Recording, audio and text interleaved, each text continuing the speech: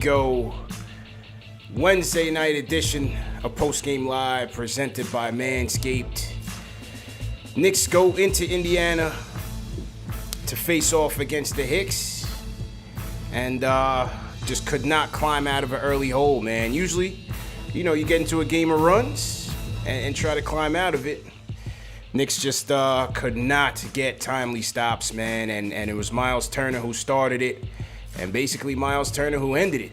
Knicks fall in Indiana, 111-98. This is Knicks Post Game Live presented by Manscaped, CP the Franchise, Ashley Moss, JD Sports Talk, CK2K in the building.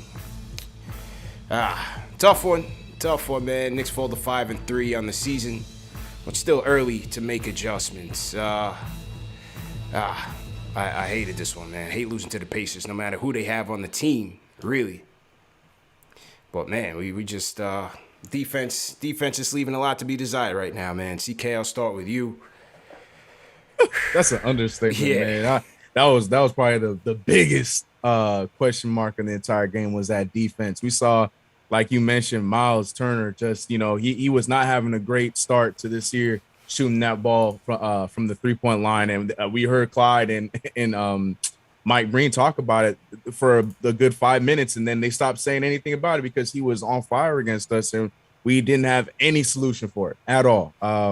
Defense was probably the biggest thing I looked at in this game. We have another game, back-to-back games, where our starters in the negatives, like terribly, 4 of the 5 in double-digit negatives. It's just a overall rough game. We made some runs, but I can't look past the defense. We had some good offensive runs as the game was going on. RJ Barrett gave us a tremendous third quarter, tried a little bit there in the fourth quarter for us. But defensively, they would just, they would put our run out with a run of their own and do what they did the entire night. Everybody had numbers all over on that damn Pacers team. I almost said the Pelicans. Yeah, Turner with 25 plus 14. Karis LeVert felt like he was making everything in the mid-range, 21 points plus 18. Nice to see him healthy, but not against us. You know what it is. Once again, TJ McCollum, I know he only had 5 points, but anytime he scores against us, always timely, man. But yeah, it's just a rough one. 5-3 for the Knicks, 3-1 away. Shake it off, move on to the next one. It's simple and play, man. JD, how you feeling, bro? Well, the Knicks better start getting some wins because these burgers are about to expire, man.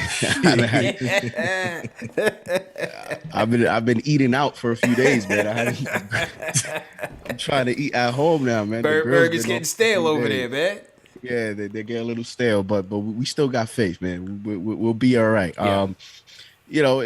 Tough loss. I thought, my takeaways for the game is, if when the Knicks play at the center position, we have 2 rim protectors and guys that are not comfortable going out and contesting, the perimeter. So when you have 2 centers, Miles Turner is going to be the story of the game with 7 threes, but their backup center hit 2 threes as well. He's also a 3-point shooter.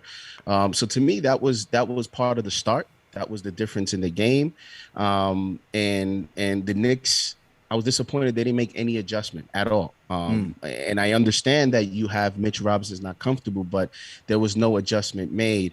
And I think it was a difficult decision because if you do, attack Turner, now you're leaving the paint open for anyone, and our perimeter is already a little weak. So that is a weakness there to attack the Knicks.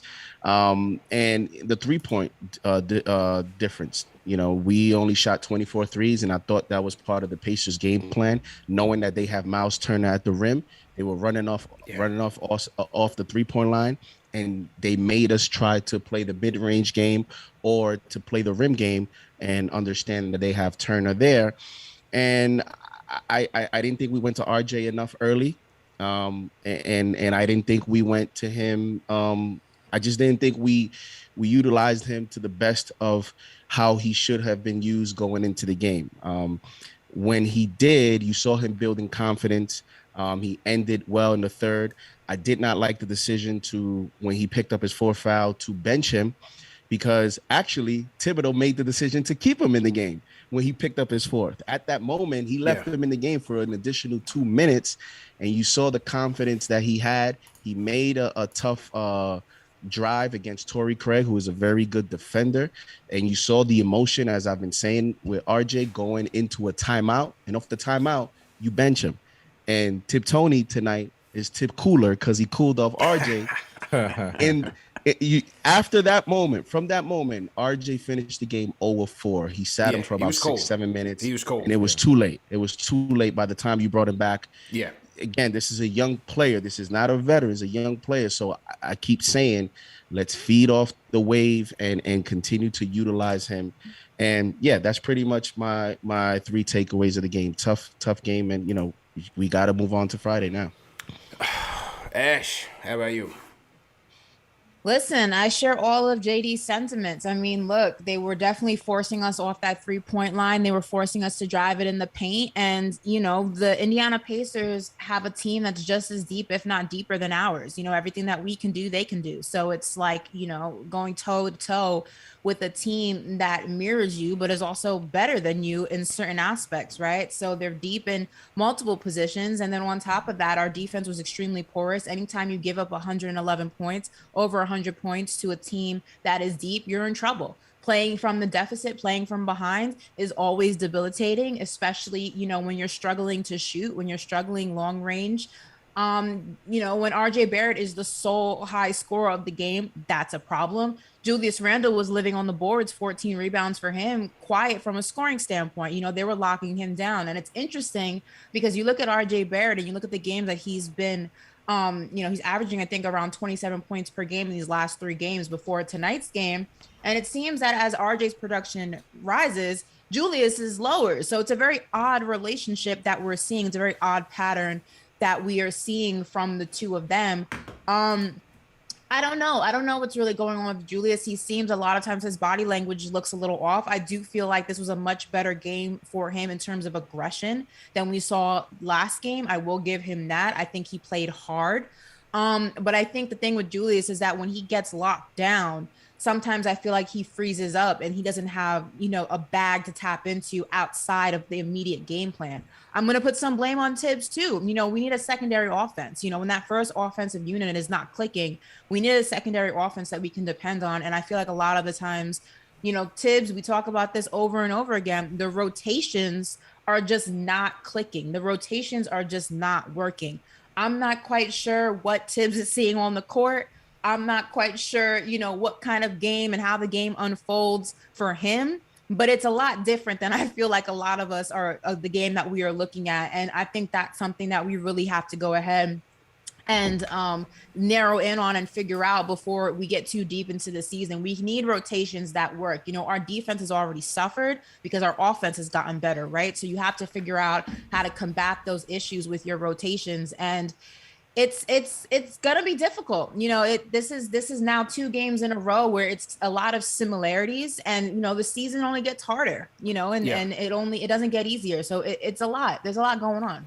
Yeah, I mean, still early, you know, 5-3 in the campaign. Sure. You know, so we definitely have time to make adjustments, but still a frustrating loss. I mean, 11-0 run, they start out the game, you know, you start off the game in the hole, and yes, basketball is a game of runs, but you don't want to start off the game like that, because now you got to try extra hard just to even, you know, cut the lead down, tie it, and then take the lead and maintain it. So that was tough to see. JD, I agree with you 100%. You know, Turner killed us in the beginning and killed us in 7-10 from downtown. Turner, the backup center, dropped in another 2 3-point shots. And again, there's not too many teams that can really space you out that way with 5 guys. You know, Pacers may be one of the few that can do that with their primary and backup big. So it's not a natural defensive stance for either Mitch or Noel. It's not natural for them to do that. And on top of that, coming into this game, Turner was shooting abysmally from beyond the arc, save for the first game of the season, or the first or second game of the season when he dropped like 40. So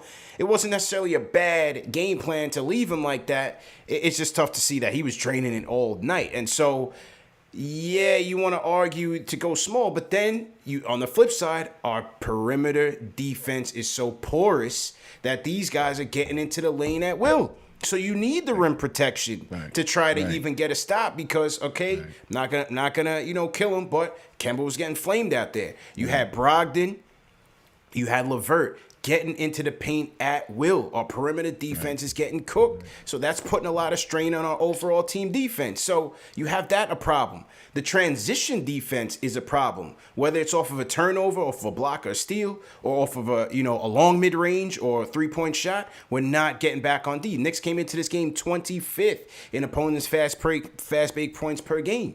That's been a big problem for us. We cannot overcome that. And so that has to be an area of adjustment for us. On the flip side, I mentioned Brogdon and LeVert being able to get into the lane. I thought LeVert had a big second half for the Pacers as well, especially when he went up against our second unit. He was pretty big for them. But I feel like offensively, we weren't able to get into much of a flow because our guards weren't really able to create off of their drives. Julius wasn't really able to create off of his drives. That's where our offense gets potent. And, it was a physical game. Give credit to the Pacers. They played us hard. They played tough. But, we weren't even really able to get into that flow offensively either. So, all in all, it was a tough night. Definitely a tough night.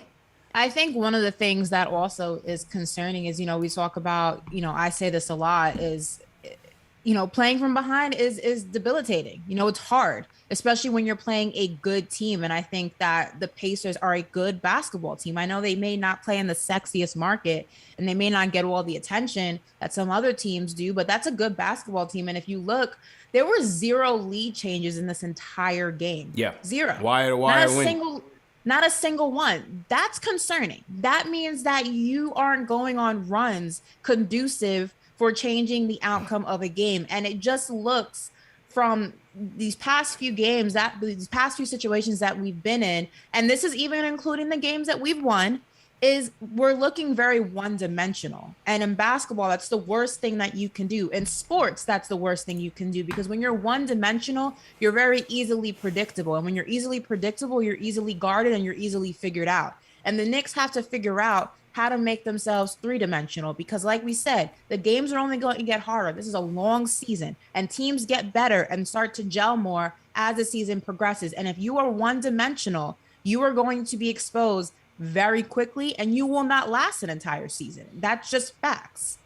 Right. And to your point, CP, about the game plan, because I know that may be a topic of discussion in terms of, the lack of adjustment in potentially going small ball. I do agree. I agreed with the game plan in terms of, remaining with your big man. The only iffy thing is I would have liked to, at least in different possessions, just giving Turner different looks, I would have liked the possession where you play ball denial or you press him, and then another possession where you fall back, kind of just to mix it up. They didn't do either. And as you mentioned, the problem with, switching up the game plan, going small ball, is then we are susceptible to easy plays, and then everything opens up. You're talking about the 3-point opens up, the paint opens up, the foul line. So it's one of those things where you're consistent with the game plan and you just hope it works. And Miles Turner, you had mentioned before, his last 6 games, he made only 5 threes, 5 of 22, shooting 22%. Yeah. And then he goes tonight and, he makes 7 threes. He made 3 threes in the first half. And I know it's kind of like, a football team, you remain with a game plan and at the second half, you see that the game plan works defensively, and it didn't happen because he made 4 threes in the second half. So I understood where the Knicks were going. You're playing the percentages. You're hoping that Miles Turner reverts back and doesn't, hit those threes. But sometimes this happens in the NBA. You're going to go into a Terrence Ross first quarter. You're going to go into a Miles Turner 7-3 game. Like, this happens every now and then, where you're going to see, I don't want to say fluky performances, but you're going to see somebody just get red hot. The way to counter that is you got to make some of your 3-pointers. And the Knicks went 5 of 24. You didn't make threes to counter that attack. Only 5 of 24 altogether, and their starters only went 3 of 18 from 3. So, when you're giving something up and you're not attacking on the other end, and it's going to be tough. And CK, despite all that, we still in the game. We still in the game, bro. We cut it to 5. They went on a run. We cut it to 4. They go on a run. We cut it to 3. They go on a run. We cut it to 2. They go on a run. Every time we're within striking distance, the Pacers would rip off 6, 7, and go back up. Like, we just could not get it there. You know, the second unit, I thought the rotations were fine. The second unit with Rose, with IQ, with Burks, my guy Burks, with Obi, they were able to cut it to 2. And then, boom, right back at it. Turner rips off another 5 points on his own. You know, they had one, like a chaotic play. I think it was McConnell missed it. Then Sabonis tips it to Turner. Turner gets a slam. And then on the next possession, Turner gets a 3-point shot. We were just very unlucky, man. Just very unlucky. But, you know, that's what happens when you're trying to claw from behind all game. Yeah, say what you will, chat. But nights like tonight, you see why when you miss Taj Gibson. You know what I mean? Tonight, it was definitely one of those nights where you feel like could have had a little bit of extra help from Taj Gibson, especially with the stretch play that we were getting from Miles Turner, because then, you know, that puts a little less stress on Julius Randle, who you feel like was trying to toe the line, staying inside with Sabonis, but then also wanting to help with Miles Turner. Taj Gibson has been really solid with marking the stretch guys, because he's still really mobile with that. So I feel like nights like tonight, you see the impact that Taj Gibson brings us, even though sometimes the stats may not be right there in your face. It's the little things, and I think something a night like tonight, Taj Gibson would have been, and Miles Turner's really could have helped us out. But you know, we gotta do what we gotta do. And you know, it was Noel's first game back. I was expecting it to be rushed, because it really felt like he was rushed into the lineup, because we've been talking about it all week. Yeah. How we haven't heard no updates, haven't heard about him practicing, nothing like that. And all of a sudden, he was questionable, then he was probable, and then he was playing. You know what I mean? It's just one of the things. Like, it just felt like he was gonna be a little sluggish tonight. And I feel like he gave us some good minutes, but other times I felt like he was just out there going back and forth. But yeah, man, like you mentioned, I was saying at the top, every time it felt like we were inching closer, they had a response. Yeah. And in that one play you mentioned, that happened several times where it was a fluky fadeaway or something small that gave them the momentum. And being in Indiana, like they took advantage of it, and we had no answer for it. So it was just a very, very unfortunate series of events that happened for us tonight. You talk about, you know, not every time we went on a run, they had an answer. And I mean, I'm looking at the numbers here. One of them that stands out to me is second chance points.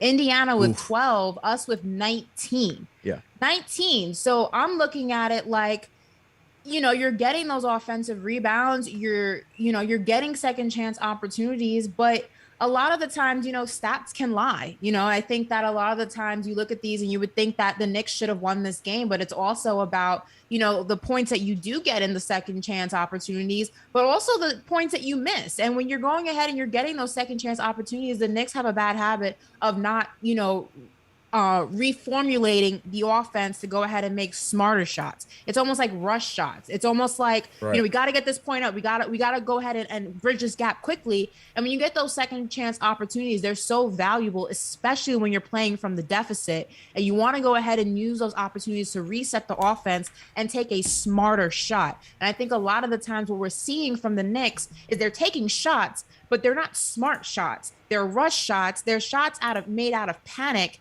and made out of wanting to bridge the gap in quickly, but they're not shots that are conducive for actually falling in and making an impact. And I think that's what we also have to work on, and that's what Tim needs to preach. Is that it's not always about making the quick shot. It's about making the smart shot. You got to work smarter, not harder when it comes to basketball. And I'm with you, JD, man. Should have went to RJ earlier, man. And shout out to our prize picks, RJ. I took the over on RJ tonight. We'll get to our prize picks in a minute, but definitely hit on that. My man was cooking in the second half. He wanted to see him go to it early. Fournier was playing he just played a little bit too skittish for me tonight. Just wasn't confident in anything that he was doing, because just kind of overthinking it out there.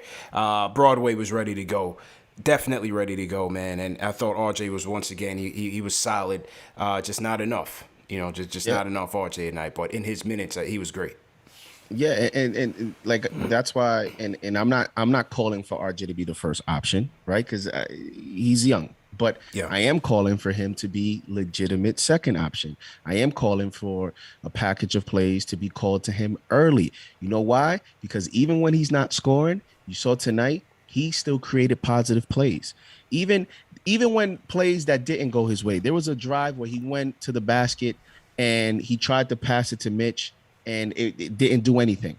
But he broke down the defense. He had Miles Turner guessing. Yeah. And that was RJ was our only answer to Miles Turner in the paint. Anybody else, Miles Turner protected. He wasn't afraid, man. He went right at him.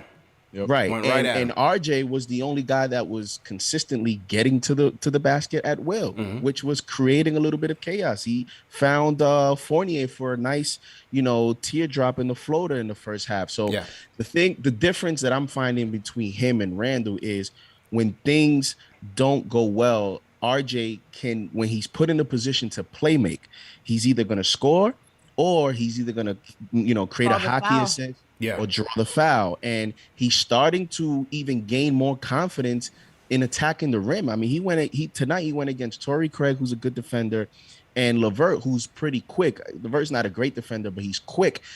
The criticism of RJ, or the area of improvement, has been the acceleration to the basket, the agility, the explosiveness. He's finding, better coordination and better ways to get to the rim. That's a positive. I'm hoping the Knicks see that. And, a positive for the Knicks was, you mentioned the Knicks bench. The Knicks bench scored as many points as Indiana Pacers did in the first quarter, 36 points, only 6 3-point attempts. But the bench gave you points. I just think the starters didn't come through. Burks had a couple of big threes. His defense wasn't great. Carlisle did a magnificent job against the Knicks. I think they caught the Knicks a little bit surprised, starting Duarte defensively on Kemba.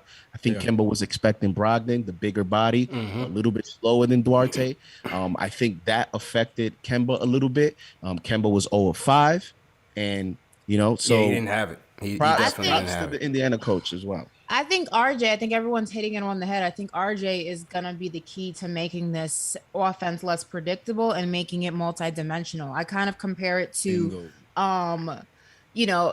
compare it to like the rookie quarterback on a football team, right? You're always looking at it like, start the rookie. Like I think of like Justin Fields, and it's like, start the rookie. And the coach wants to go ahead and what's been proven and what has the experience. But sometimes to completely ignite an offense, you got to go ahead and not only give the defense something they've never seen before, you got to get the offense something to be excited about, to get them in an environment that they've also never really played in before. And I think sometimes that taps into untapped potential of the players on the court and the team as a whole. And you got to give RJ the keys in order to do that. And that's no different than when you give a rookie quarterback his first start. You see them ball out. There's a reason for that, and I think, that's the key. And Thibs really has to have the faith in RJ to go ahead and do that, because I think that's the answer. I think it's one of the answers at least. Let me get to the super chats, and then we're going to take some calls. So to everybody in the chat, once again, hit that thumbs up button for you, squad.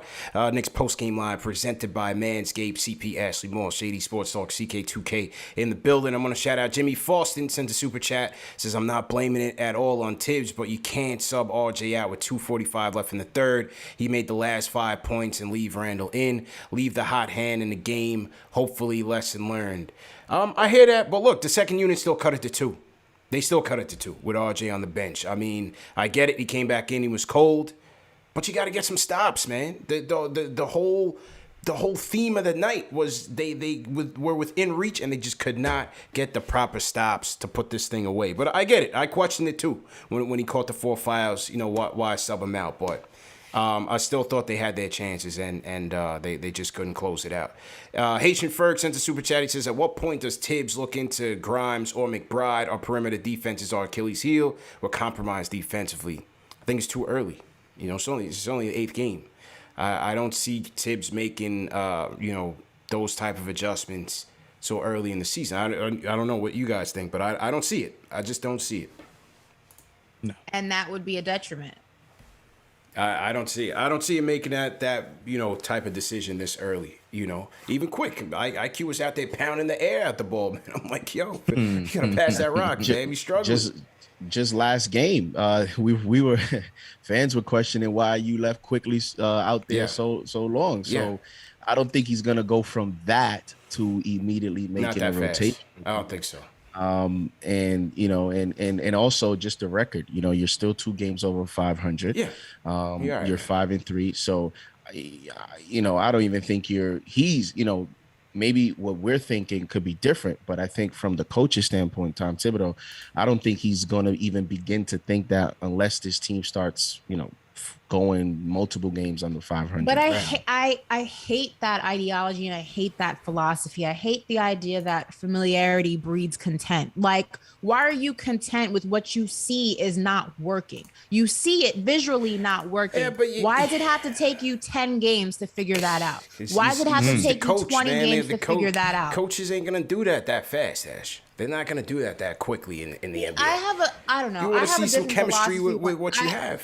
I have a different philosophy when it comes to that. I say that if something isn't going to work 2, 3, 4 times, you don't need to see it not working 15 times where you've already dug yourself into a hole and now you're digging yourself out of it. It's twice the amount of work. You see it's not working, adjust it while it's still early enough to where it's not going to drastically affect your season. It's a long season. You got a full one this year. That's a blessing. That's also a curse because, like I said, people think they have a lot of time to correct mistakes and then you blink and it's after the All-Star break and you're like, okay, now we're in trouble. Why are you doing it like that? You see it's not working. Fix it while it's still early enough in the season to formulate good habits. Basketball is a lot of talent. It's runs. It's all of that stuff. Yes, but it's also a business it's a game of habits. And the earlier you formulate good habits, the better off that you will be in the long run. You look at championship teams, you look at playoff teams. They have good habits. Good habits are started in the off season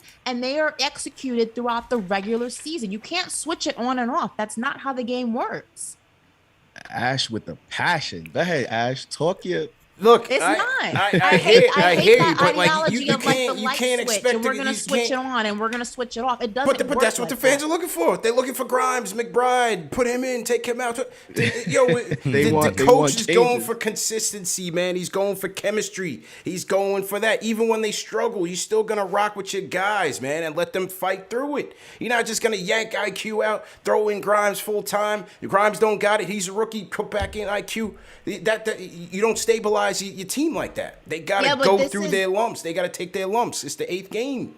Yes, but this is also, you're early enough in the season when you still have the opportunity to kind of experiment. This is your experimental phase, right? This is early enough in the season. You're at the beginning of November that any experiments you do are really not going to make or break your season. This is the time. This is not the time to stick with what you think is going to work in the long run. You did that last year. It took Thibs 2 games in the playoff series against Atlanta to make any types of changes. You can't maneuver like that in the NBA. That's not how it works. It's quick moving. And this is the time that you start manipulating and seeing what works and what doesn't. I hate that philosophy of the light switch. Like, 6 months into the season, we're going to switch it on and we're going to be a completely different team. No, that's not how it works. It just doesn't work like that.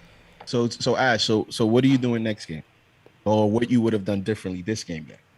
I wouldn't have taken the ball out of RJ's hand. That's first and foremost. Like, right. What do we? Well, yeah, and it takes so long to put him back in the game. From a rotational standpoint, you're putting Grimes in.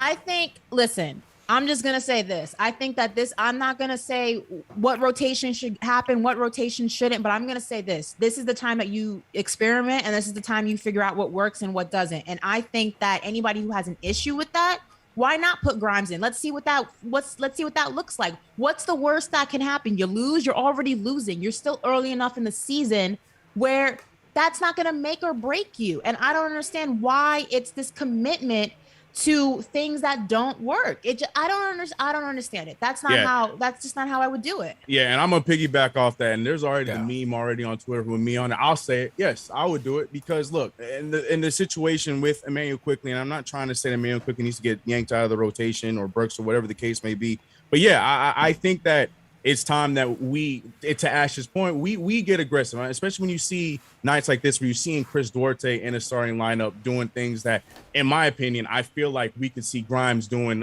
very similarly to maybe a smaller scale, but I still feel like he can be out there producing as quickly as we were seeing with Duarte. Yeah, I could be wrong with that. That's fine, but I really feel like we could see that. And with Immanuel Quickley, we have to remember too, we don't know where Quickley would have been last year if he didn't get that opportunity because of injury last year. Quickley came in there and got that opportunity because of an injury and then forced Thibs' hand and it ended up being the right way. I don't want to have to wait for that again, to wait for a Burks injury, to wait for Derrick Rose injury, my man to Burks then first, Grimes man. for Grimes to then get checked in, and then he has these string of games like, damn, all of a sudden our perimeter defense. We don't want another Alfred Payton situation. All right, let me get to the phones. Let me get to the phones. The Alfred So thing was not I gonna co-sign what work. Ashley's saying. I get it. All right, let's table. Let's get to the phones, man. Daniel from Jersey, what's going on? Daniel, how you feeling? Hello, how y'all doing? Yo, what's good, bro? How you feeling? Bro, those RJ performances make losing feel a lot better. Let me tell you something, man. Yeah. Yo, Daniel, where you at, bro? You got like the TV on in the background. There's a lot of static in the background, bro. What are you doing right now, man? Bro, I go to Rutgers. I'm on the bus right now. All right. You try it, man. Go ahead. Listen, man.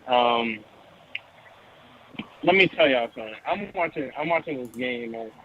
I don't know. I know we did a bunch of stuff wrong. Like, I know Mitch probably didn't do as good a job covering Miles Turner on those threes as he could have, especially in the beginning and towards the game. I know that our defense overall has been lackluster, and that has to do with Kemba Walker's inability to do anything on defense other than draw an offensive foul and get a rebound every now and then. But I don't know, man. I really think it's all starting with Julius' attitude out there on the court, man. I don't know, like, I love Julius, and I'm not a Julius Randle hater at all. I've openly, like, advocated for him, especially since last season, but he's just not looking like the same guy right now. Yes, he's passing the ball to people, but he's not necessarily looking for them. Yes, he's taking shots that he can make, but he's not necessarily, like, benefiting us with his offense. Like, and we're just seeing RJ become more and more consistent and Julius become less and less consistent. I really think they're at odds with, or at least Julius is at odds with RJ sudden blossoming. And I just wanted to ask you guys, do you think like this like lack of effort on defense and like offensive low has something to do with how, you know, I'm seeing Julius walking on the court, doing all that stuff. Like, man, this is not a good. Like, he's dead walking on the court on some possessions. Appreciate the call, bro. I'm gonna just cut it because everybody on the bus in there on there listening and whatnot. I don't think they at odds, man. They not at odds, bro. Yeah. Is he frustrated with overall play? You know, Julius was battling out there. He's battling with Sabonis. He's battling the refs. Him and Turner, they playing tough. He has a way. We've always been saying it. He has a way to let the game, you know, wear on him, wears his heart on his sleeve. When he gets frustrated, it impacts him on the other end.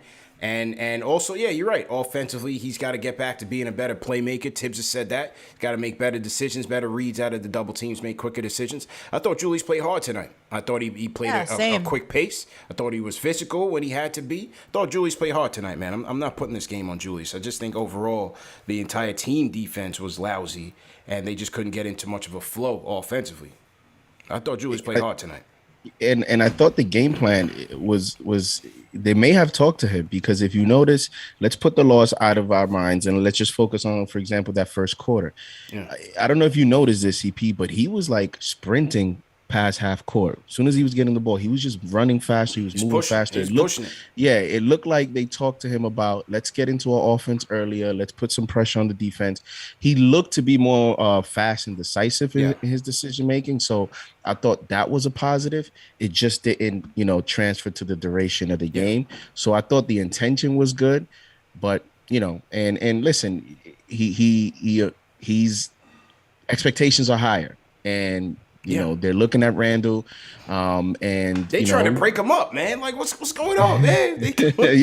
He smiled a few times tonight. I saw him smiling a few times tonight. But listen, when you're not winning and things are not going your way, like you said, he has his way of communicating when he's not happy, whether it's to the refs. And it doesn't look like the best presentation, because he just has a way of, you know, not showing the best body language, but the intention may be different. So because he smiled a few times, I think it's just a little too early to come to certain conclusions yet. I mean, we're it's early, man. It's early. You know, I get the frustrations. I get it. But, you know, let's give it a little bit more time and let's see what happens.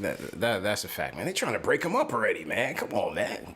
You're trying to break him up. I mean, this guy did a lot for us last year, man. Give him a little bit of time. Shout out to Cello for the super chats. It's Jaylen Brown, 46 points, career high. OG Anunoby, 36 points, career high. Miles Turner, 73 points made, career high. Bad pattern. Shout out Mid Belfort says the super chats. It's Miles Turner killing us with the 3-ball like a 7-foot Reggie Miller. SMH still too early in the season. We got lots of work to do to get that right.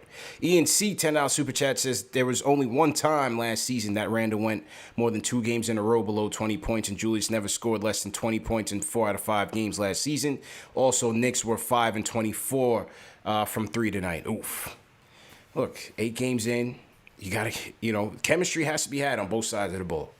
I'm gonna just put it like that. You want to call it an excuse, you can call it an excuse. Everybody gotta make their adjustments, man. This is a new team. This isn't just carryover from last year. This is a new team.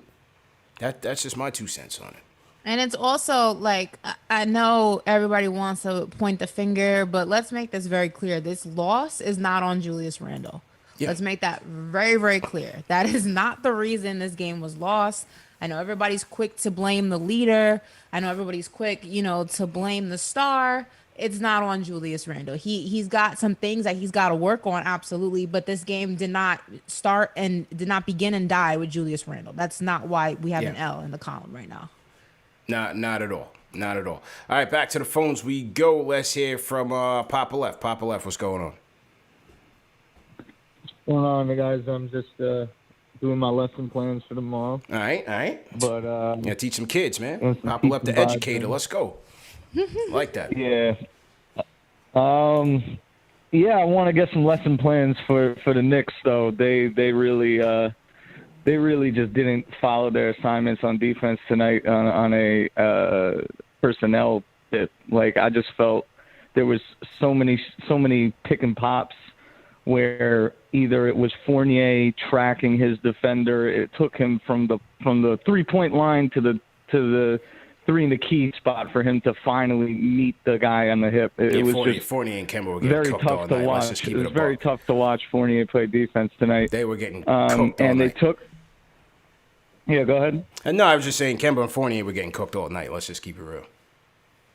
Yeah, and I think when we're talking about, I thought Ashley made some great points. I think when we're talking about putting in Grimes, I know CK, me and you saw it. It's like he has a special. It's not like, let's just try it out because he's a rookie.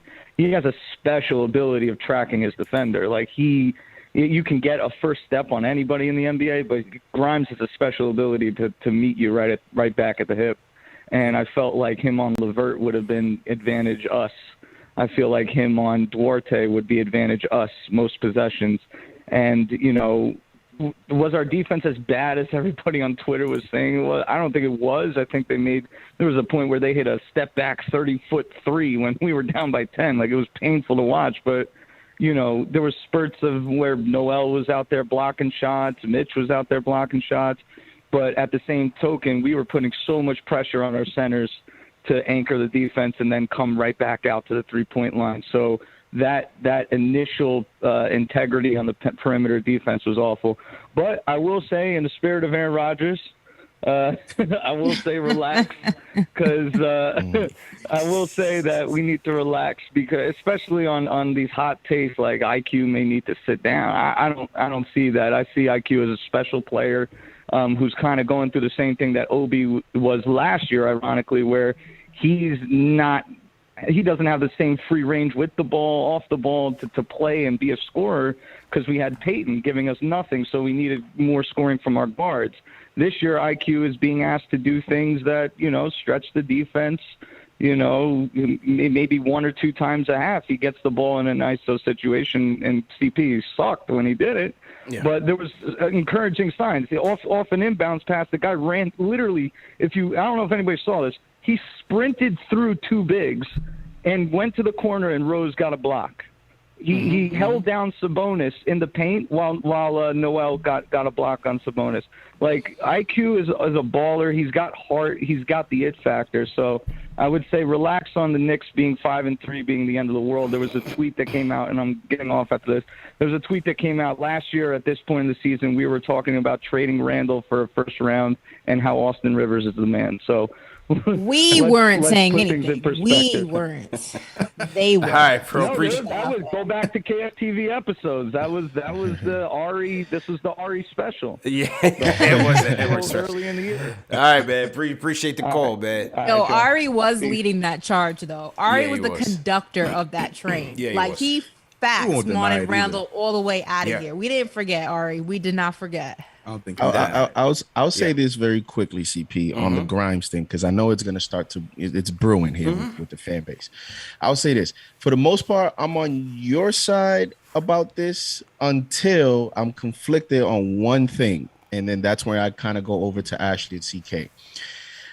I think you don't necessarily have to remove a player out of the rotation to give someone else playing time. That's one. Number two, how many times last year did Thibodeau bench RJ for a fourth quarter or to close a game? How many times did we say, oh, how come Quickly didn't play this quarter? How come Elfrid Payton play the whole third or the whole fourth? Yeah. Thibodeau played that game last year as well, where he made some decisions where some of us were even saying, why did he go this way? Why did he go that way? And guess what? RJ had to bounce back mentally. When RJ didn't close a few games, we were saying we were RJ. That looking now, it didn't seem like that affected him, right? So in other words, if he decides tonight to say, you know what, this third quarter, I'm going to go with Grimes instead of Quickly. I'll go back to you next game, Emmanuel. I mean, you're in the NBA, you're supposed to, that shouldn't affect you. So I think it's a little early, but I also think soon he should start to look at some flexibility. You don't have to remove a player totally out of the rotation. You don't even have to start with Grimes or McBride. But at certain points of the game, things are not going your way. You want some energy. There's a defensive matchup in the perimeter. A night like tonight where maybe you counter with the Grimes and then you allow Mitch and Noel to press Turner. These type of game plans, you do that a little bit, and then you see what happens. So I think it's a little delicate balance here. And I just want to clear up by saying with my IQ comment, I meant in tonight. To JD's point, I didn't mean totally take him out of the lineup. If people taking that, that's not what I meant. I meant to what you're saying. If you weren't getting anything from, then you make that swap for tonight and try something different. That's what I was trying to say. So I completely agree with JD's point right there. Ari and I are beefing in the chat because what else is new? He's doubling down on his Randle take, and I'm not having it. I'm not doing it. I told you he wasn't going to. Ari, you're so out of pocket, bro. You're so out of pocket. This man, Julius, can do no right in this man's eyes. Like, at all. Salute to everybody in the chat. Once again, hit that thumbs up button for your squad. We're going to go to David H in the chat, and then we're going to go into our prize picks. David H in the Discord. David H, what's going on? Oh, hold on. Let me get you in here. David H, live on the Discord. What's going on? David H. Hello? Yo, what's going on? Oh, what's up? It's my first time calling. No doubt. Kind of nervous, but Nah, don't be nervous, bro. Go ahead, man. shout out to you guys. Everybody hit that like button because I really like what you guys do. It's like to be a Knicks fan, it's very frustrating, man. Like we've had so many years of just so many bad years, and I'm happy, that we're finally able to express ourselves when we're having frustrations. And for the past few games, man, actually since the beginning, because I went to opening night, and don't get me wrong, it was a great game. Like it's probably the best sporting event I ever went to. But I have not seen any change in the way we play from opening night till now. Like, it's always the same play, always a pick and roll. And Randle just, hogging the ball. And I feel like I'm grateful for him. He's been our best player since last year. And it's fun to have a player we could root for, have our own superstar and all-star. Because we haven't had that in years. But I think it's time for him to stop. I feel like he's trying to prove that he's the man of the team because when RG does good, then the next play, he'll take the ball and try to do his thing. Yeah. And I feel like he has to stop forcing things. Like, he has nothing to prove to us, like, at all. Like, we know he's a great player, but he needs to be a more of a team player. And I noticed this when he loses the ball, he doesn't go back on defense at all. Like, Yeah, the he's just, transition defense definitely leaves a lot to be desired. I agree with you there. I definitely but agree mostly him, because his Yeah. body language, he doesn't even go back. He just looks up like in frustration. He's like, "Oh, okay, I lost the ball. I'll do it next time." Like, no, you can't do that. that. Yeah, you're right. You're right. As a leader of the Yeah, team and it's as well, you got to frustrating. set that example. It's a good call. Yeah, and also I feel like Thibs needs to try.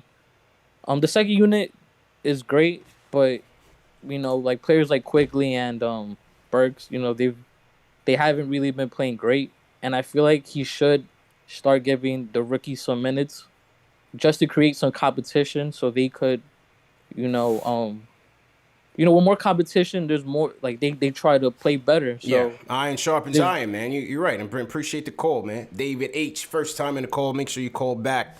No, listen, I hear what everybody's saying about playing the rookies. I'm just saying I don't see Thibs doing that this early. That's all I'm saying. I don't see Thibs pushing the panic button and doing that. When you're down by 2 points in the fourth quarter, your second unit has it rolling.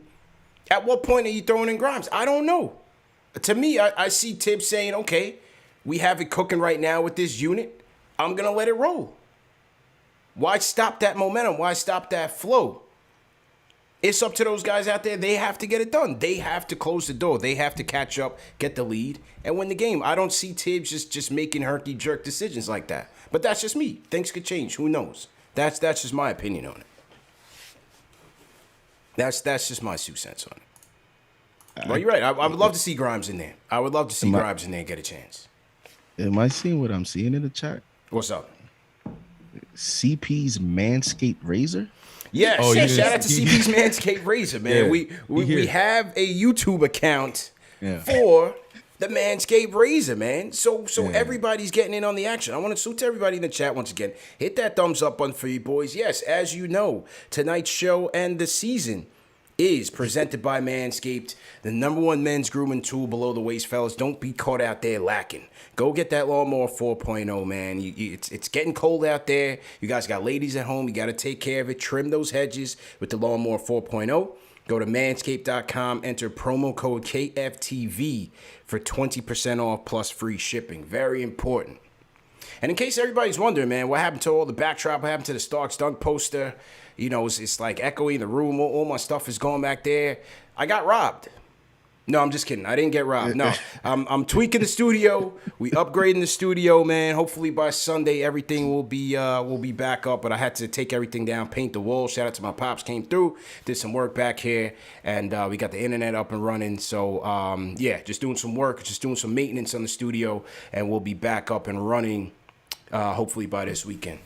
Hey, yo, make sure you knock on wood with that I got robbed joint, because that's not even funny. People get robbed every day, B. Yeah, I know. Knock on wood. Yeah. So take it back. Yeah, I would. Say psych. Yeah, say sorry. Right, say sorry. Knock on wood, man. Knock on wood on that. CK and JD, man, let's talk about PrizePicks. Because as you guys know, and the people at home know, PrizePicks is the new sponsor of Knicks Postgame Live. PrizePicks, fellas, the new daily fantasy sports platform. Daily fantasy sports made easy, man. They have the best NBA props game out there on the market. More NBA props than any other daily fantasy prop operator. They offer all the players, all the superstar players, even the bench players that don't get as many minutes. If you want to do basketball, you can pick from your points props, your rebounds, your three-pointers made, your free throws made. If you want to do football, you could do anything from yardage to touchdowns, interceptions thrown, you name it. So for our users, once you go to prizepicks.com or you download the PrizePick app, they're going to give you 100% match on your deposit of up to $100. That's a 100% match of your deposit of up to $100, and that's with promo code KFTV. So make sure you go to prizepicks.com or download the app to get yours today. And I'm just going to show you guys real quick the picks I made today, because I became a winner. I came out a winner in this. So today's lineup, what I did was, and JD, you hit it on the head, man. We were going with RJ, right? What was the stat, JD? Last 3 games against the Pacers that RJ Barrett was averaging how much? 25 points per game, 25 points per 78% game. from 3, There you go. 57% field goal. So the Tell them those first percentages again, JD. 78% from 3, 57% overall, Boom. 25 points per game. So, yeah. So with that, I went with you, JD. I went with the over on RJ Barrett, 17.5 points. My next pick, I went a little spicy, man. I went on the 3 points made tab, and I was looking at some things. First and foremost, I wanted to go with Turner. I was feeling Turner tonight, but out of respect for my guy Mitch, I said, nah, I'm not going to go there. So I went with Gary Trent Jr., under 2 3-pointers made. Washington is one of the best teams at defending the 3-pointer. I figured that Toronto would be due for a little cold streak, even though they won the game tonight. So I picked the under with Gary Trent Jr. on 2 made 3-point shots. Next thing, Boston Celtics, one of the worst teams at defending a 3. Cole Anthony had been hot lately, so I went with over 1.5 made 3-point shots for Cole Anthony. So that was my selection there. And then Orlando, another team that is not so great at defending the 3-point stripe. Jaylen Brown had been hot, so I went with Jaylen Brown for over 2.5 3-points made. Now, when you look at the selections, I made 4 selections. Now you have an option in terms of your payout. You can go with the flex pay. So if you get 3 correct, you get 1.5 times your money. If you get 4 correct, you can get 5 times your money. Or you can go with the power play. With the power play, if you want to just say, you know what, I feel like I'm going to get all 4 right, that's when you can get up to 10 times on your money. So for tonight, I went with the flex pay. I put in $20 for a chance to win $100. So here is how I fared. I ended up getting all my picks. I hit Jaylen Brown with the over on 3-point attempts. He had 3. I hit on Cole Anthony with the over on 3-point attempts, 1.5. He finished with 2. I pushed on Gary Trent Jr. Just missed. I pushed on Gary Trent Jr., man. He finished tied up with 2 made 3s, but I hit on RJ.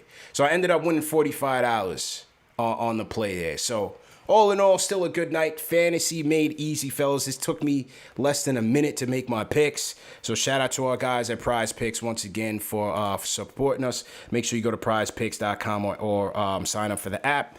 Enter promo code KFTV for a 100% match on your deposit up to $100. JD, how'd you guys do tonight, man? Go ahead, Mr. Winner. You go first, JD. JD hasn't lost. JD, you said you hadn't lost on Prize. I haven't lost took my yet. first step. Go ahead, JD. Knock on wood, JD. Knock on wood. Knock on wood. I haven't lost yet, man. I mean, listen, we gave the play of the day to everyone, CP, so that was an easy money play with RJ over. Right. And I'm going to continue to play RJ. I mean, obviously depending on the matchup, but I'm going to continue to play him as long as the line is around 17.5, even 18. I think that's an easy play. I played DeMar DeRozan. His line was at 20.5. He had 37 tonight. I thought, he without Patrick Williams, they've gone a little small, and he's on a roll. I think he's an easy play. Yeah. I went Colin Sexton over, 19.5. He had 21 points. And then Dame 25.5. He had 26 points. I like the matchup. So you hit on the flex pay. You did, man. Yeah. Wow. So how much did you win tonight? 125. Whoa, JD Sports Talk, ladies and gentlemen, caking tonight. Let's go. And then I had another tick at 137 because I had Embiid 26.5. I had him over. He only had 18 points. So thank you, Embiid. Wow. Yeah. So shout out to PrizePicks, man. Shout out to PrizePicks. And remember, you could mix and match sports. So you could do some picks on basketball, football. Ari asked about, soccer, Premier League and all that. You could do all of that, man. Yeah. Yes, sir. I'm gonna keep mine quick, bro. It wasn't so great. I mean, I'm still playing. Like JD, I had 2 tickets. First one I called the Knicks ticket, and I'm so upset that I went all in on the Knicks for this one. I did RJ, Kemba, and Julius. And you know what? I was riding the hot hand of Kemba Walker and RJ Barrett. Like JD said, if they're going to give me 17.5 for RJ Barrett, I'm taking that every day of the week. I don't care who the matchup is. RJ is on a hot one right now. You heard the numbers, and I'll make JD say him again if I need to. I'm taking that every single time. And Kemba too. He been secretly hooping right now. So I saw the 15.5. I figured he'd go out there. You know, I was hoping he was going to help me out, and that's where I took my first sell because he only had the 4 points. I took the over on that one. That hurt me. And then Julius Randle was just under the 21.5, and he had 18 points. But like JD, I had DeMar and RJ, and I went for the power on that one. So that was a huge L for me. But I have a second, I have a second tab up that's going right now. So far, so good. I have Colin Sexton with the over. He got 21 when it was 20.5. Bradley Beal, I picked under, and he slightly got under on that one. LaMelo Ball is supposed to get 19.5. He's at 6 points right now. That game is still going. And Damian Lillard, when I should have gone with JD because he did the over, I did the under with Damian Lillard. But luckily, I did the flex for this one, so I can take that L. Now it's all to LaMelo Ball. So I'm still playing right now, boys. So CP, I'm going to cash out. And if they don't get, now I have enough money, I could, get some more burgers. Let's go. There it is. There it is. Yeah, you know what I mean? Right Put them now. in the freezer, Facts. see how it goes. But, and real quick clarification, because I have a friend that's going to sign up, and he asked me a question that I guess many could have. It's up to $100. That does not mean that you have to deposit $100 to get the $100. No. You can deposit $50, you can go $40, you can go deposit $60. $20. They match you $20. Yeah, you don't have to put in $100. You could deposit whatever you want. They'll match it 100% up to $100. Good clarification, bro. Good clarification. All right, back to the phones we go. Salute to everybody in the chat. Once again, hit that thumbs up button for your squad. Let's go to Jay from Florida. Jay, what's going on? Yeah. Put up for your boys. Hit that like, hit that subscribe button every time. You know what I'm saying? Yes, sir. Yo, I'm looking at the Twitter streets, man. The Twitter streets is turning on your boy Juju. The Twitter streets is turning on Juju by the minute. It's funny to see, man. I don't know what's gonna happen, man. I don't know. Who knows what's gonna happen with the rest of the season? I see some bad things. Man, y'all jumping ship after 8 games. Jay, what? Yo, last week, didn't Jay call in last week? Like, I love the direction the team is going in. I love it. What game was that when you called in all I don't chipper? know. We don't know what's gonna happen. We don't know what's gonna happen for the rest of the season. We could be the best team in the East. We don't know, man. But the 4th seed, that's what I'm saying. The mighty 4th seed always came back. Is gonna come back to bite because you need more talent. This is a talent league. We spent $80 million on Evan Fournier for Thibs to bench him the end of the 3rd and most of the 4th. He came on ice cold. You got Kemba coming on ice cold. Thibs loves playing Nerlens Noel for some reason over Mitch. He put in Mitch ice cold. You got to give guys time to warm up. You put him in at the end of the 3rd, early 4th. You don't put him in because you panicking in 4 minutes left. Come on, Thibs. Somebody got to say something about Thibs' rotation. This is 2021. You got to be creative. You got to find different things and different players. I agree with Ash. You got to play Grimes. I even want to play the kid from San Antonio, Samanic. He played for Popovich. He's 6'10". He shot 38% from 3, right? Let's see what he got. We need talent, man. We need big. We need size. We need talent. He could shoot the 3. He could rebound. Why are we not looking at Samanic? Why are we not looking at Grimes? I think Deuce can't play in the NBA yet. I'm not a Deuce guy. I don't think Deuce can even bring the ball up half court without getting ripped in the NBA. That's how I see it. He's a good defender, but can he dribble? You know what I'm saying? Obi needs to hoop. Obi's a good, unselfish guy. There's no beef with Obi and RJ. If you put Obi and RJ out there for a long time, Obi's going to keep moving the ball. He's going to put the ball on the floor. He's a team player. Your man Juju's body language is nasty. It's nasty. Your man Juju want the ball. He was playing a little bit more aggressively, but you see the undertone in his body language. He don't want RJ to sign. He don't want Batman blood to sign, bro. That's how I see it. You know what I'm saying? I'm going, man. Y'all have a good night. Hit that like, hit that subscribe button for the fam. Let's go. Yo, CP, it's come to this. It's come to this. My man is going delirious out here, man. No. Luka. Oh, my not God, Luka Doncic. Not Luka Doncic. Bro. Not Luka Vildoza. He's calling for this lottery bust that not even the Spurs had respect for to come in here and play for a team with second round playoff aspirations. Just last week, my man was talking about, how great everything is going. We can't handle adversity, man. What's wrong with you people, man? We 5-3 on the campaign right now. He's talking about going to get the kid in the G League. Yo. Like, as if his defense is any better. Give me a break. If his defense was any good, he wouldn't be in the G League right now. And for those that don't know, the streets that's Twitter. Knicks Twitter's the streets. These guys cannot handle adversity, man. They can't handle it, bro. What is going on? Jay, get with the program. Jay, he's all over the place, man. He's all over the place. And then proceeded to say that Deuce is not it. Yeah. So he's all over the place, man. Let me get to my guy Muhammad to set the record straight, man. Let's go to Australia, man. Let me get the Australian in here to set the record straight. Mo, what's going on, bro?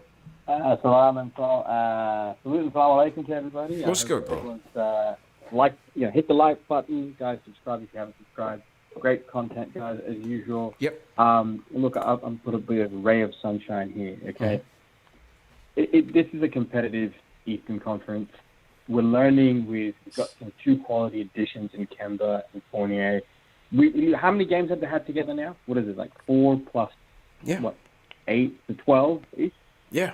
We're expecting them to be hitting all cylinders after 12 games and being together. Look at the Celtics. We're not like that, right? I'm not putting them down. I'm just saying chemistry will take time. Thibs definitely, in my view, a couple of quick takeaways. Early in the season, we're still learning. Yeah. I do have questions around the rotational element. I really don't understand this plug in, plug out. I really don't know why the bench unit is just sticking to 18 to 20 minutes. Yes, they haven't been effective these last 2 sort of games, but I can kind of see, and again, some criticism here.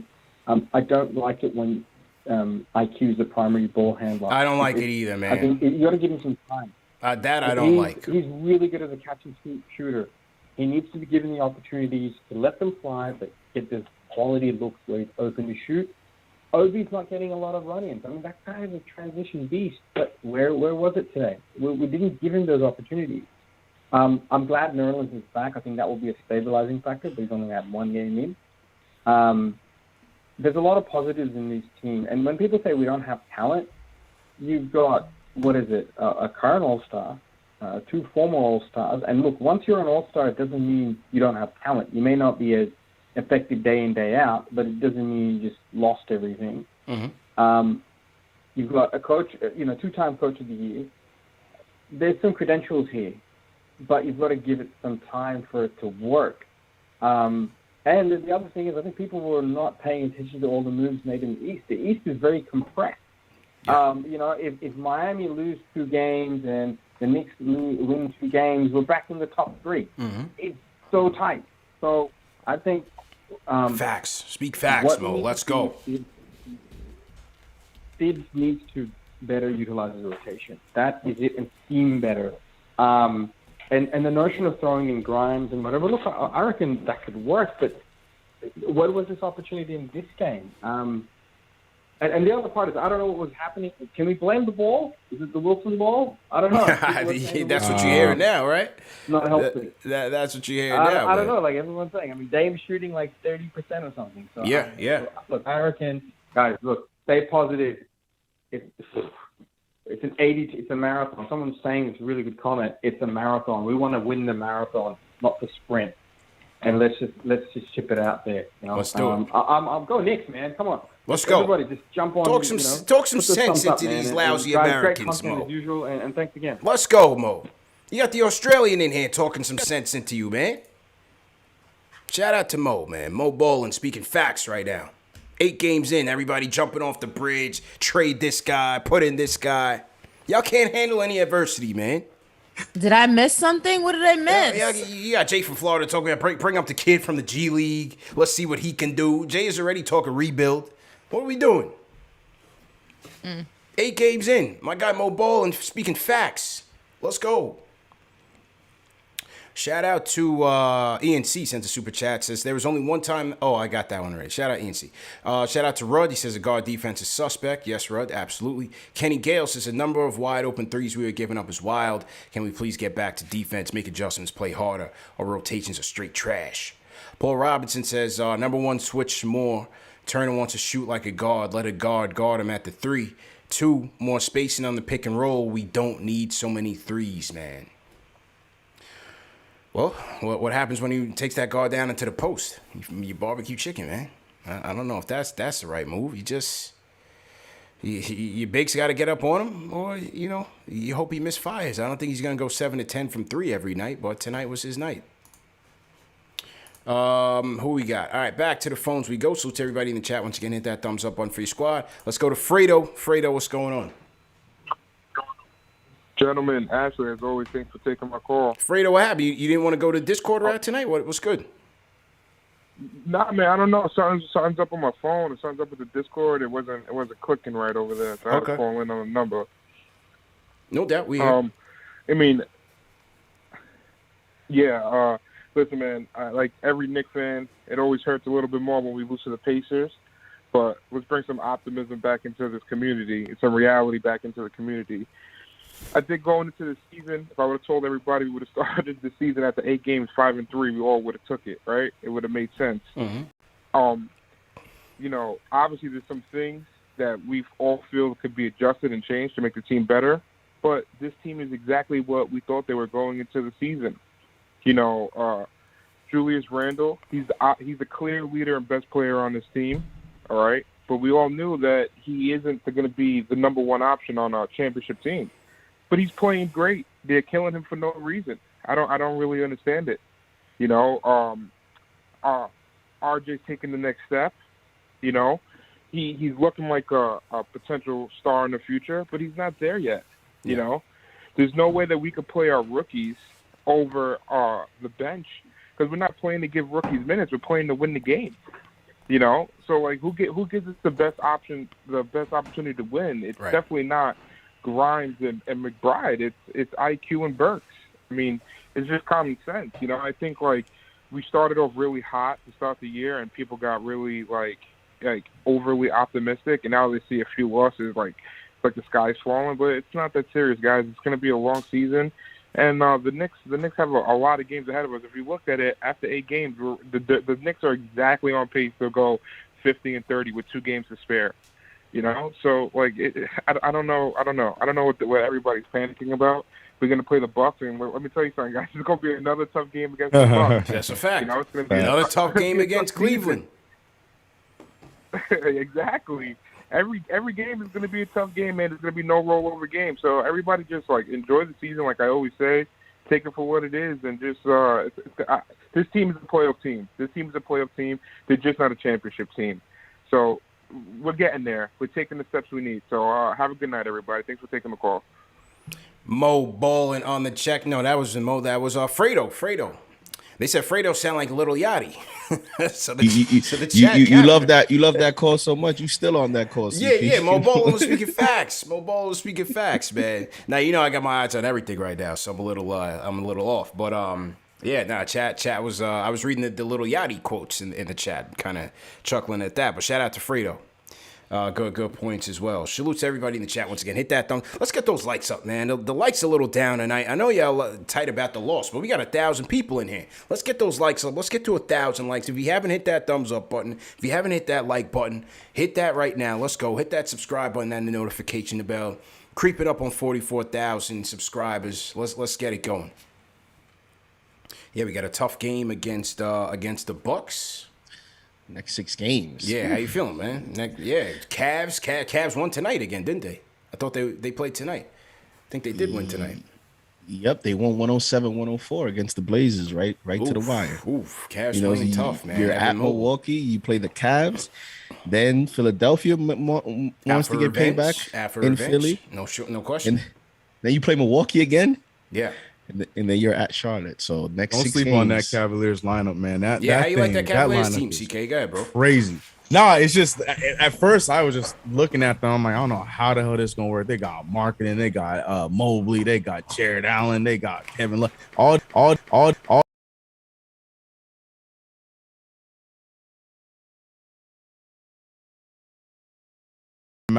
Colin Sexton, Darius Garland, like the guys, they're pretty fun to watch. They're just completely embracing this rebuild, and they're doing a good thing. So yeah, I think the next 2 games, man, we can't sleep. I know Cavaliers are a lottery team in the past, but we can't sleep on that game coming up at all.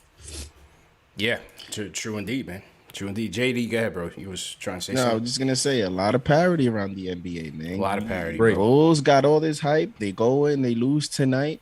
And, you may say, JD, but it was the Sixers. Yeah, it was the Sixers with Joel Embiid scoring 18 points and no Tobias Harris and no Ben Simmons. And so, That's how it goes, man. and DeMar DeRozan scored 37. Yeah. And they lose that game. We were just talking about the Cavs.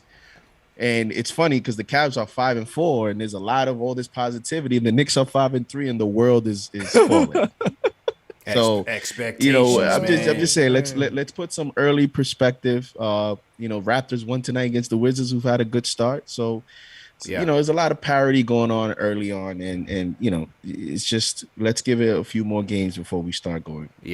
Start bailing on some of these players in the team. Man, I want to see those Raptors again, man. Those Raptors fans were in here talking greasy to us, man. They still chirping. They were still More going than the back and Hawks. forth with me today, man. I've never seen a fan base that active on the comment section. Yeah, we got to see the Raptors again, man. I thought the Hawks fans were in here sneaky. The Raptors fans were in here heavy 2 nights ago, man.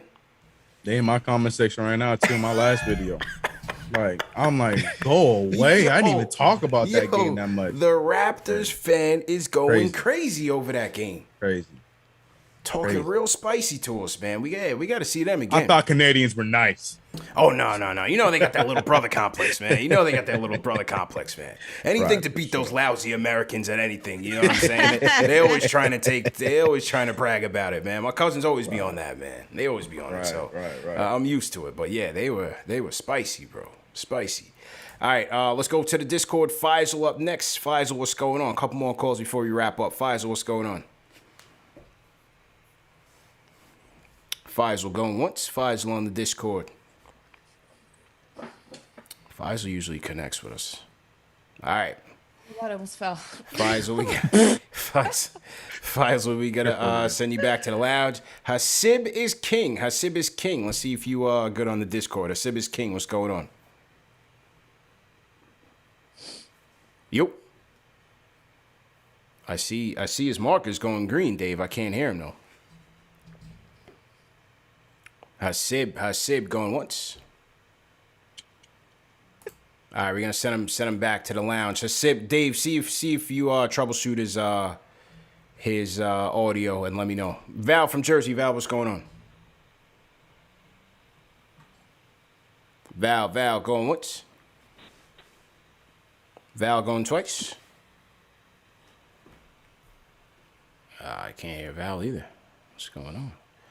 Look like Val dropped. Okay, we'll go to JJ from Brooklyn. JJ, what's going on? Yo, it's good. I hope you guys can hear me. Yeah, loud and clear. Loud and clear. Just make a few quick points. Yep. Hope you guys are doing well. And the thing, man, I'm gonna keep saying it: perimeter defense, perimeter defense, perimeter defense. I mean, Kemba Walker and Fournier, it's unbelievably bad how horrible they are defensively.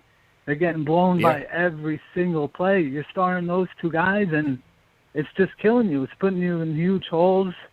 Kemba in his prime wasn't a defender. Now he's lost a step. It's just, I respect him. I'm giving him credit for taking charges. He's taking charges from Sabonis.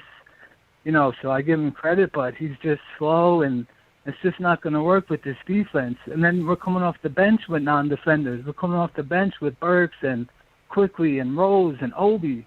Like, I was in the chat during the game, and people were saying, it's an effort thing on defense. No, it's a personnel thing. We don't have Thibs does not have the personnel to run what he wants to do on defense. We just don't have the personnel to be a good defensive team, and this is going to change. These guys aren't going to get better defensively. Kemba and Fournier and the guys off the bench. Besides RJ, our two best wing defenders are the rookies that aren't going to play, McBride and Grimes. Thibs doesn't trust them right now, and there was honestly a play where Fournier in the second quarter, there was a pass to him, and he just stood there for like 5 seconds. He just stopped, and the Pacers they didn't even know what was going on. They just picked it up, and then they got a fast break. I'm like, bro, what are you doing? It's just the defense, again, it's non-existent. It's not even competitive, this wing defense, and it's just not going to get better. I don't see how it's going to improve, man. It's just frustrating. But we got the Bucks, I think, next. I know we have the Bucks next, so we could be getting a bit of a break. I know Middleton's out.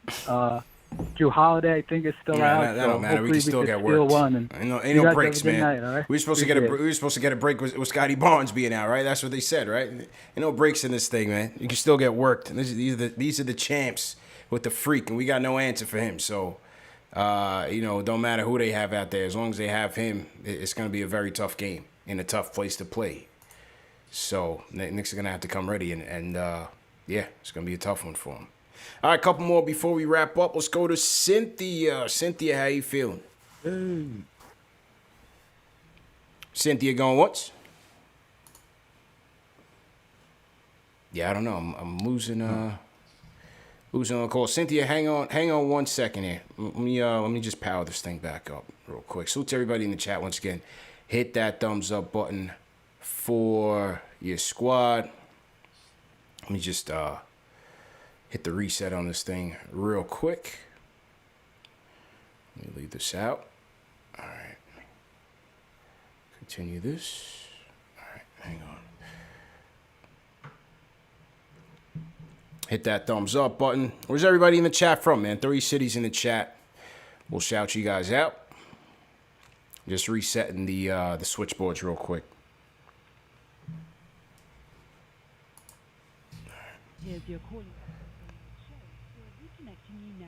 All right, here we go. Let's try it again. All right, Cynthia, back at it. Cynthia, what's going on? Cynthia, you there? I'm here. Can you guys hear me? Yeah, loud and clear. Go ahead. She is. Oh, it's so weird. Hold on. Let me just stop my... Can you hear me now? Yeah, go ahead. Oh, okay. I don't know, something weird, but shout out to KnicksFanTV Dave, trying to make it all work. The hardest working man in this show. Let's give it up for him, y'all. For sure. But anyway, guys, salute to you and the Knicks Nation. You guys had me laughing the past couple of days, from heels to Thibs Tony to do penguins fly. I was cracking up. You guys were making my days and nights. So shout out to y'all. I mean, it was just great. But looking at the game, guys, I wanted to ask you, because we all said, okay, with Kemba coming in and Fournier, expect our defense, to drop slightly or drop somewhat. Do you think that the defense in the past 2 games might have been because of these guys? I mean, to me, I see everybody failing on defense. I just think that we weren't playing scrappy, we weren't playing like we wanted it bad. I felt the Raptors and even these guys tonight were scratching and, they really wanted it. And I didn't see us playing like that towards maybe RJ the last 3 minutes. I mean, hey, shout out to him. But I saw only RJ trying in the last 3 minutes, doing all the best that he can. But I think one of the commentators even said it, I think it was Clyde. You can't play, begin to play defense, real tough defense during the last 3 minutes of the game. So I just wanted to know your perspective. Do you think, I know everybody has to, gel and it's only a couple of games. But one more point, I do agree with Ashley, and JD touched upon it too. CP, I think you're the only one that's not on this bandwagon. But I do think that Thibs, I'm nobody's saying to bench the permanent guys or the starters, but change it up a little, because I think we are becoming so predictable. I feel like they know our whole playbook, and Thibs that's what I said at the very beginning. Thibs has to adjust as well. He said in his conference, thing, he said, that's all of us. I'm not going to blame any one player. That's all of us, from the coaches to the team. Well, I hope he takes a good look in the mirror, because he needs to adjust a bit. Let's not wait 10 games, like Ashley said. I'm out, guys. Love y'all. What do you guys think, Ash? What do you think? She said the defense, is it all Kemba and Fournier's fault? And I wouldn't say it's she all their talked about fault, but changing the rotations up. I don't think it's all their fault. I think that, we alluded to this, is when your offense went up like ours did, something had to go ahead and suffer, and our defense suffered because of it. I think it's now figuring out the defensive schemes that are conducive for the team that we are now. I think we're still trying to conduct and run our defense the way it was last season, but this is a different team than last season. You have different pieces, so it's not going to work quite the same. I don't think there's anything wrong with that. I stand by my statement that I think this is the time to experiment. No one's saying to bench RJ. No one's saying to bench Julius. That's, an asinine statement. But I do think all the pieces in between, you got to figure out what pieces work, what pieces don't, and what point of the game that they work the best. And I think that when you're this early in the season, this is the time to figure that out. This is the time to start implementing different schemes into your team that are going to throw other defenses off their game, that are going to throw other coaches off their game. You can't allow yourself to consistently get out coached because you're comfortable doing the same thing over and over again. I know that's what has worked. I know that's what got us the 4th seed last season. I know that's what got us into the postseason. But this is a new season. Teams have gotten better. The East has gotten better. This is no longer the East of the past where it's the stepchild of the NBA. There's a lot of talent in the East. There are a lot of teams that have gotten better. And in order to compete, you got to go ahead and be different than you were last season. Every single year you got to progress, and this is any sport that you play. Look at what's happening with Kansas City Chiefs. They got comfortable existing in the way that has been working for them for so many seasons, and eventually the tape is out. Eventually your holes are exposed, and this is what we're starting to see with the Knicks. And this is a time to combat that, because there's going to come a time where you have dug yourself in a hole so deep that you can't get out of, and you're going to wish that you had this beginning of the season back. Don't fall into the trap. Don't fall into this mistake. Fix it now. It's really that simple. JDCK, anything on that? Okay.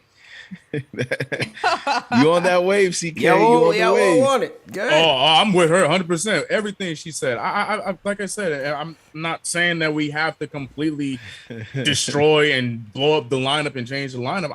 I'm with Ashley. I'm glad she spoke up because I'm with her. I'm riding with her on that one because I really think that, in situations where we are seeing that our perimeter defense is not great, I don't see why not throw in the kid. We've seen them do it, like I said, in the past. I know CP, you're 100% correct. That is not the Thibs way. I know he is a man that sticks to his guns. He stuck all 70 or whatever amount of games last year with Elfrid Payton. He's going to stick to his guns. I hear you on that. But look, like Cynthia said, it's starting to feel like they're figuring this out a lot more. I know it's only 8 games in, but like I said, we have the depth. That's the one thing we came into this show talking about all off season long. We have the depth. There's no problem messing around with that depth in moments like this early on in the season, while we're still trying to figure out who we are. We're still trying to find our identity. Our defensive identity, who we were last year, is slipping a bit. Let's try and figure that thing out. So I'm not trying to say Grimes goes out there, has a great game, and now boom, IQ's out of the rotation. Nah, it just so happens that it might have worked in that game. So I stand my ground. Ashley preaching, and I'm with it. I'm right there with you on that. That's why for me, CP, like, as I mentioned earlier, I'm in the middle. Like, I'm balanced. I'm conflicted because like I said, like, you don't totally take someone out of the rotation, but you make adjustments. And I'm conflicted in the simple fact that, to me, if I had to pick one, I would say right now I have a bigger issue with Thibs's game plans and adjustments than putting Grimes for like 5 or 10 minutes. I don't know that is going to make enough of a difference in the end result of a 48-minute game. I do know that does help. It leads to maybe a run to a matchup advantage, right. But I just keep going back to the utilization of RJ, not going to him early. Yeah, taking him out because it's not about when he picked up the 4th foul. The decision he made. He made the decision. He decided to keep him in the game. Mm-hmm. So right there, you made the decision that you're going to trust a young player to continue to play with 4 fouls, and he did for the next 2 minutes. So if you made the decision, you decided to take the risk. What do you have to lose to have him finish the quarter? Let him finish the quarter and see where you're at. By the time you brought him back in, he was 0-4 for the rest of the game. You actually took him out of his rhythm. So for me, I'm more about how he's actually game planning the games. And then after that, then I go to the, let's see if we could balance out some of the lineups. And I also want to make it clear that this is not a bash Thibs. This is not a fire Thibs campaign. This is... Thibs has a lot of credit on his resume. He has given this team an identity. He has taken this team from a team that had no idea who they were, what kind of players that they wanted to be, and has given them an identity. They step on that court and they believe that they can win. They've fallen short this season, but we saw last season just how much of a difference a coach like Thibs can make. I think he has been monumental in giving Julius Randle and taking an identity and taking him to the next level. We're seeing it with Obi. We've seen it time and time again. Him and Derrick Rose have a great relationship. We're seeing him rise from the ashes like a phoenix. So this is not a bash Thibs campaign, but this is a fact that Thibs has things that he needs to go ahead and get out of a mindset. This is not the 90s anymore. You can't just go ahead and rely on beating guys up in the paint and get away with it. You got to be more elusive. You got to be more crafty. You got to be just more mysterious when it comes to how you're running your offense. You're already at a deficit because your defense, like we keep saying, is not the same defense as it was last season. That's just what it is. Those are the cards that are on the table. How do you react to that? What are you going to do to combat that? This is a different team. It's different in a lot of good ways. There's also some bad ways that it's different, but it's all fixable. The issue is how long is it going to take you to fix it? And that's what we want to see, and we want to see that happen sooner rather than later. It's just simple as that. I just don't see it. I mean, if you look at the flow of the game, right? They cut it to 2 points in the fourth quarter. They cut the game to 2 points in the fourth quarter. At one point, it was 85-83. Derrick Rose makes a 2-point shot with 9 minutes left. Okay? After that, the Pacers rip off a 7-0 run. You gonna put Grimes in at this point? No, it's not about putting him in at that point. Here's the thing, and I feel like the Knicks are guilty of this, and I feel like a few other teams are guilty of this too. You see something and it almost works or it barely works, and you're like, okay, it's fine. That's not good enough. We look at that in terms of blowing leads, and this is what I tweeted this the other day during, I believe it was the Raptors game, and we ended up losing that game. Just because something consistently works or has worked, sometimes just because you're able to kind of combat the deficit you have put yourself in does not mean that that is a habit that you should continue. That does not mean that that is a conducive way to continue a season. That does not mean it's a conducive way to continue a postseason. Just because it works doesn't mean that it's right. It's 8 games in. We're going to question the coach of the year. The guy just won coach of the year, people. I see a guy in the chat saying, he's only good to be an assistant. The guy just won coach of the year with David Fizdale's team. I'm not saying that he has to correct it tomorrow. I'm simply saying just because something works doesn't mean that it's right. And that is a very complex ideology. Just because something is working consistently, that there's a lot of factors that go into that. It doesn't mean that it's right. It doesn't mean that it's right for this team at this moment in time. It just means that we've gotten lucky. Several runs to cut this game. I just don't see where is the window where Grimes is making a difference here. Like I said, they cut it to 2 in the fourth. They rip off a 7-0 run. They cut it to 2. At what point when they cut it to 2, you're gonna put in Quentin Grimes? We're not. You're gonna go with the guys that made the run. I'm not talking about just this specific game, though. This is not a game specific concept. This is not a game specific conversation. We're looking at the season as a whole thus far. There are a lot of instances where, yes, it has worked. Yes, we've walked away with wins, but stop looking at it. And this is Thibs too. Stop looking at something and just because you barely won by the skin of your teeth or because it worked doesn't mean that it's right and doesn't mean that it's how you should continue for the rest of the season. There are adjustments and improvements that can always be made. It's not to say it's going to be the rest of the season. A lot can happen. This is only the 8th game. A lot can happen. Bad play could be consistent where he makes the change. You could have injuries where he makes a change. I'm saying Grimes is going to get his opportunity. I'll just end on this. I don't see Thibs just making a knee-jerk reaction like that. You paid Fournier all this money. You paid Rose. You paid Burks. They need to get it done, period. You got Kemba in here. They got to get it done. These are your guys. These are your vets. This is Thibs' MO. They got to get it done. My question is for you then is how long do you allow the way that the team is being constructed in terms of rotations? How long do you let that continue until you figure out that it's not working? Do you let it go 20 games? It depends. Do you let it go for what's it depends on the record. I just want to know what the number is. It depends on the record and how bad things fall off a cliff. Right now, they're 2 games over 500. They're all right. They're okay. That's my point, though. You just said it depends on how bad things fall off a cliff. Yeah. But it's being reactionary instead of being proactive, and that's the thing that I don't agree with. I don't agree in reacting to things when they get bad. How do you progressively avoid it getting there? What's the number? But it's no guarantees. It's no guarantees. Obviously, he's watching these kids in practice. He's watching Grimes. He's watching McBride. Quickly jumped on the scene last year because he earned it in the preseason. They needed a shooter. He had the shooting popping. He quickly got in there as a rookie and got his minutes. They were spot minutes, right? But he got in there because he earned that. So we got to see. Right now, we got a lot of reinforcements. I don't think Thibs is looking for Grimes right now. I could be wrong. Maybe you see Grimes on Friday. I have no idea. But all I'm saying is I don't see how he just gets in there with a couple minutes here, a couple minutes there, and it makes a difference. But let's see what happens. Let's take one more call and then wrap up. So to everybody in the chat once again, hit that thumbs up button for your squad here. Let's go to Khalil from Brooklyn. Khalil, what's going on? Hey, y'all. Can y'all hear me? Yeah, loud and clear, man. Go ahead. Awesome. First of all, hit that like button, hit that subscribe, ring that bell for the number one show for the fans, by the fans. Let's go. I'm so glad to be. I've been struggling on Discord, y'all. But CP, CK, Ash, JD, so glad to be on here with y'all. I just want to inject some optimism for this team, right? Because I feel like we're forgetting what this team is, right?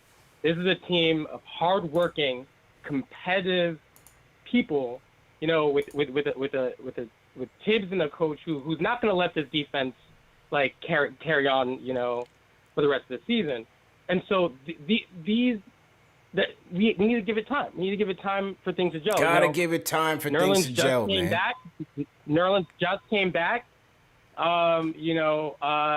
He had some productivity in the beginning, but give it time. We just got our 10-man rotation back. So. But I gotta say, I lean towards CK and Ash. Like what we saw, just think back to that last preseason game against the Wizards, where we had Derrick Rose, RJ Barrett, Evan Fournier, Grimes, and Obi and Randle. We had the small ball line, and they were effective. And I don't see why. Remember, we have a competitive. We don't play an easy team again till after we finish against the Pacers on November 15th. We're not gonna have these layup games. We have to make changes. And if we don't experiment with the lineup now, then at the very least we have to bring in Evan earlier. We have to give RJ the keys. I think he's ready for it. I think Thibs is growing in confidence in RJ, even though this is a struggling night for him, but he still put up 23 points.